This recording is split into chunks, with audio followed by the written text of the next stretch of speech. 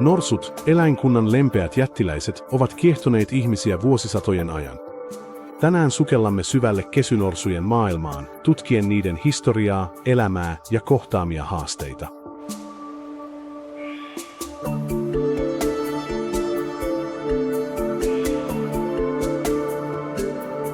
Norsuja on 3 erillistä lajia: Afrikan savanninorsu, Afrikan metsänorsu ja aasialainen norsu. Aasialainen norsu jakautuu edelleen 4 alalajiin: srilankalainen norsu, intialainen norsu, sumatranorsu ja borneonorsu. Täällä Thaimaassa jaamme kotimme intialaisen norsun kanssa. Vaikka norsut vaelsivat aikoinaan vapaasti laajoilla alueilla, ihmisen toiminta on merkittävästi vähentänyt niiden luonnollista elinympäristöä.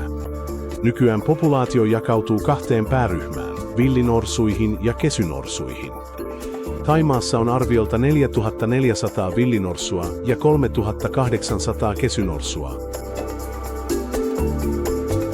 Villit norsut ovat erittäin sosiaalisia eläimiä, jotka elävät matriarkaalisissa laumoissa, joissa on 5–10, joskus jopa 20 yksilöä. Ne menestyvät alueilla, joilla on runsaasti ruokaa ja vettä, kuten tiheiköissä ja metsissä. Nämä lempeät jättiläiset ovat kasvinsyöjiä, ja ne käyttävät noin 12 tuntia päivässä erilaisten kasvien etsimiseen ja syömiseen. Täydentääkseen ruokavaliotaan ne syövät usein suolakivipaikkoja saadakseen välttämättömiä kivennäisaineita. Villinorsujen elinalue on laaja, kattaen noin 300–400 neliökilometriä. Tämä laaja alue on välttämätön niiden ravinnonsaannin turvaamiseksi.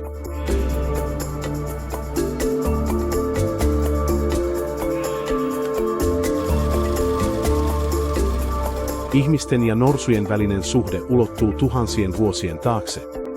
Alun perin norsut olivat villieläimiä, jotka pyydystettiin ja koulutettiin erilaisiin tarkoituksiin, kuten kuljetukseen, työvoimaksi ja jopa sodankäyntiin.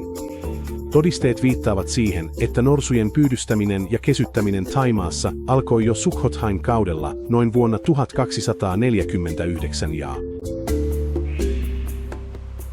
Ajan myötä norsujen rooli thaimaalaisessa yhteiskunnassa kehittyi. Kun norsujen määrä väheni, niistä tuli välttämättömiä kulkuvälineitä tiheissä viidakoissa. Myöhemmin niitä käytettiin puuteollisuudessa vetämään tukkeja metsistä. Kuitenkin kun puunkorjuu kiellettiin vuonna 1989, norsujen roolit muuttuivat jälleen.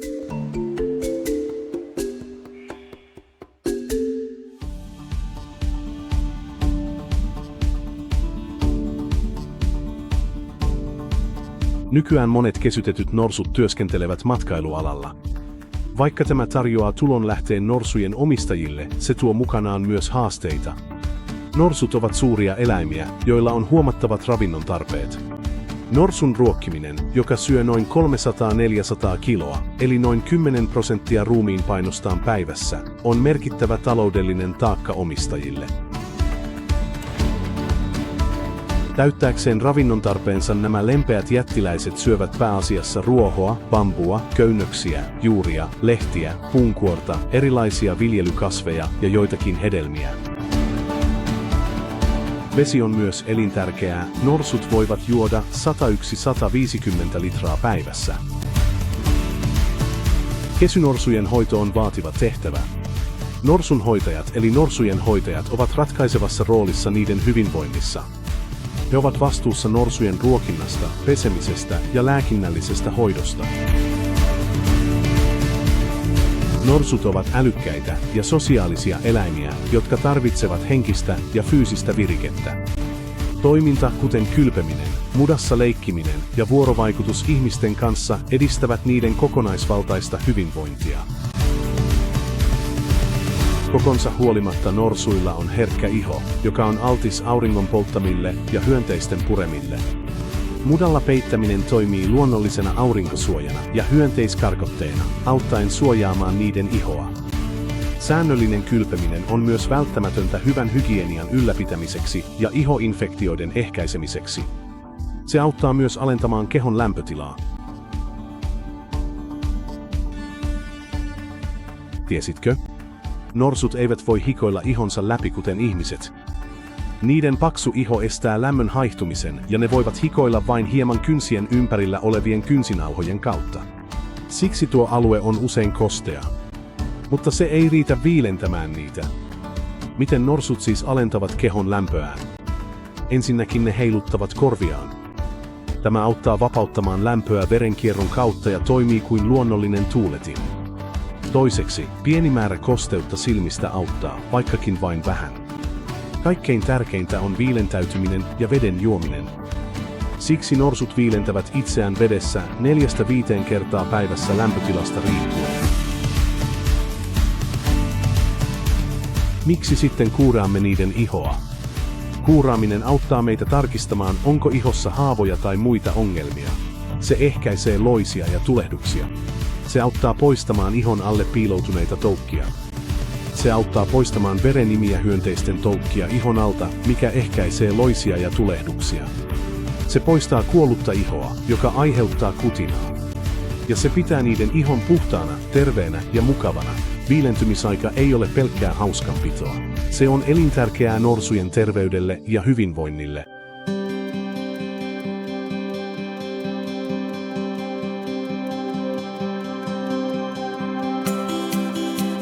Kesynorsujen tulevaisuus on monimutkainen kysymys.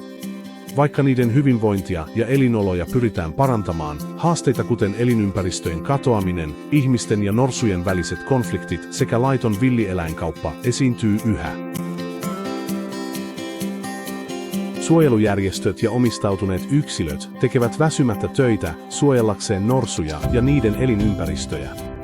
Tukemalla näitä ponnisteluja ja edistämällä vastuullista matkailua voimme auttaa varmistamaan näiden upeiden eläinten selviytymisen tuleville sukupolville. Tervetuloa norsunsuojelualueellemme Etelä-Thaimaassa. Pieni, ympäristöystävällinen suojelualue, jolla on yli 160 vuoden perhekokemus norsujen hoidosta. Eläinten hyvinvointi on meille tärkeintä. Uskomme eettiseen matkailuun, joka aidosti tukee aasialaisten norsujen tulevaisuutta, myötätunto ja kunnioitus ytimessään. Vastustamme jyrkästi julmuutta ja olemme sitoutuneet parempaan hoitoon, syvempään ymmärrykseen ja elinikäiseen oppimiseen. Eettisten norsupuistojen verkostomme kautta työskentelemme suojellaksemme, kouluttaaksemme ja inspiroidaksemme, luoden tulevaisuuden, jossa norsut ja ihmiset menestyvät yhdessä. Norsun suojelualueellamme tehtävämme on tarjota norsuille mahdollisimman hyvä elämänlaatu sekä turvallinen ja hoivaava ympäristö kuntoutumista varten. Arvostamme syvää ja merkityksellistä yhteyttä ihmisten ja norsujen välillä, yhteyttä, joka tekee tästä paikasta ainutlaatuisen. Täällä sinut toivotetaan lämpimästi tervetulleeksi luomaan unohtumattomia muistoja näiden lempeiden jättiläisten kanssa rauhallisessa, luonnonläheisessä ympäristössä. Norsusairaala tuemme ylpeinä STEF-säätiötä. Se on brittiläinen järjestö, joka on omistautunut norsujen hyvinvoinnille. STEF tarjoaa ilmaista eläinlääkintähoitoa Etelä-Thaimaan norsuille. Heillä on täysipäiväinen tiimi sairaalassaan Phang Ngon provinssissa sekä liikkuva klinikka, joka tavoittaa norsut syrjäisillä alueilla. Kiitos vierailustasi, sillä 3% jokaisesta sisäänpääsymaksusta menee suoraan STEFille, auttaen sairaita tai loukkaantuneita norsuja saamaan tarvitsemansa hoidon. Lisätietoja saat vierailemalla osoitteessa southernthailandelephantsspeech.org. Yleisesti ottaen, jos näet norsun kahlittuna tai rajatulla alueella, älä huolestu. Näin ei koskaan tehdä ilman syytä, ja syy liittyy aina norsun turvallisuuteen. Joskus norsu voi olla sairas tai käydä läpi hormonaalista vaihetta nimeltä MUST, mikä voi saada sen käyttäytymään arvaamattomasti. Jopa rakkaudella kasvatetuissa norsuissa on silti villieläimen vaistot. Nämä tapaukset ovat harvinaisia ja teemme kaikkemme huolehtiaksemme norsuista ennen kuin tilanne koskaan etenee siihen pisteeseen. Meille norsut ovat perhettä. Suojaamme heitä rakkaudella ja vastuullisuudella. Turvallisuustiedot. Ennen kuin aloitat kokemuksesi, käytä hetki näiden tärkeiden turvallisuusohjeiden oppimiseen. Ei juoksemista. Turvallisuutesi ja elefantin mukavuuden vuoksi älä juokse missään alueella. Pysy hiljaa. Pidä äänenne hiljaa. Kovaääninen huutaminen tai kirkuminen voi pelotella tai järkyttää norsuja. Lasten valvonta. Kaikkien alle 11-vuotiaiden lasten mukana on oltava aina lastenhoitaja. Lähestymässä norsuja. Älä koskaan kävele norsun luo ilman, että norsunhoitaja on paikalla. Pysy edessä, pysy aina lähellä elefantin etuosaa tai sivuja. Katsekontakti auttaa heitä rauhoittumaan. Koske hellästi, norsun iho saattaa näyttää kovalta, mutta se on itse asiassa herkkä. Olethan hellävarainen. Syötä vain elefantin ruokaa. Syötäthän norsuille vain keskuksessa tarjottuja hyväksyttyjä ruokia. Ihmisten ruoka voi olla haitallista. Älä roskaa, auta pitämään ympäristömme puhtaana kaikkien viihtyvyyden ja turvallisuuden vuoksi. Pese kätesi. Pese kätesi ennen kuin syötät norsuja. Ei salamavalokuvausta. Voit ottaa kuvia vapaasti, mutta ole hyvä ja sammuta salama. Älä lähesty norsuja yksin. Oppaan ja norsunhoitajan tulee olla paikalla koko ajan. Kiitos, että kuuntelit ja nauti merkityksellisestä ajastasi lempeiden jättiläistemme kanssa.